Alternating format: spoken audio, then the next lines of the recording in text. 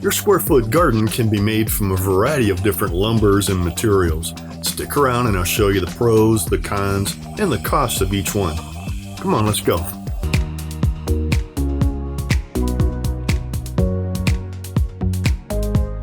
Hey, how you doing?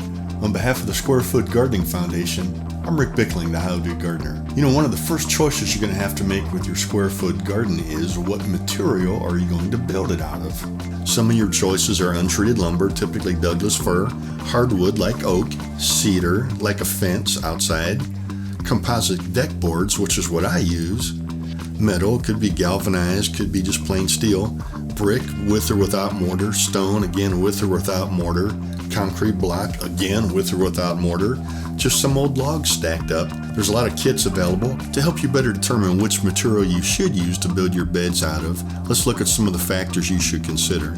First is price. How much does it cost to purchase and assemble? Durability. How long will it last in the elements in constant contact with the soil? Safety. Is the material safe for use with soil in which food is grown? Ease of use. Effectiveness. Is the soil kept in and the weeds kept out? And finally, aesthetics. Do you like the way your beds look?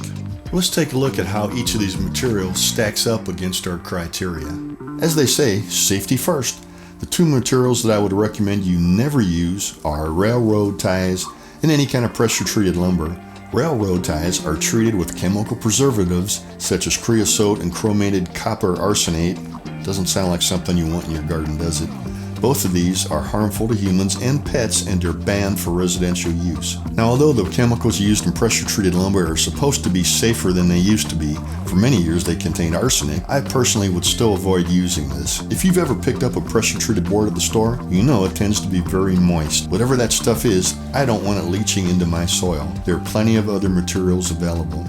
The two main objective criteria that we're going to take a look at are price and durability, and there's a direct relationship between these two. In general, the more a material costs, the longer it's going to last. The price of bricks, stone, and metal will vary greatly based on the exact material used and the method of construction. On the bright side, these materials will most likely last a lifetime. Well, here's a breakdown of my top 4 choices.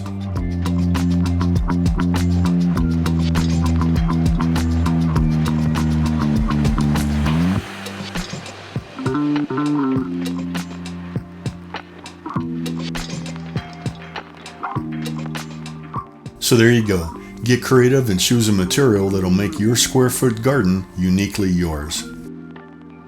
Visit our website at squarefootgardening.org.